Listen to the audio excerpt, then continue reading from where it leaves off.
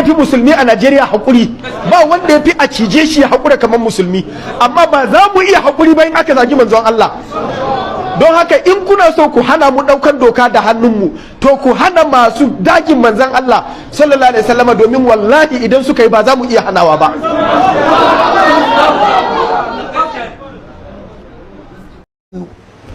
Jama'a mu gane wani abu, wannan fa ya tabbata.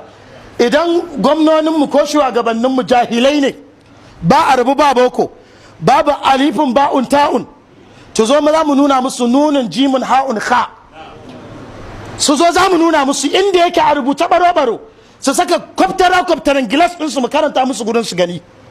Wata wawiyar mata ce take, inda dai wannan dai jakar matar, wata wawiyar mata ce take zagin annabi, ta yi waka ta yi zambo hannu. Jama'a mu gane wani abu, wannan fa ya tabbata.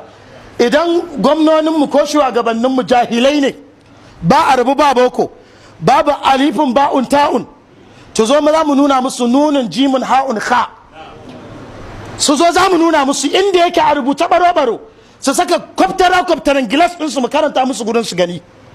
Wata wawiyar mata ce take, inda dai wannan dai jakar matar, wata wawiyar mata ce take zagin annabi, ta yi waka ta yi zambo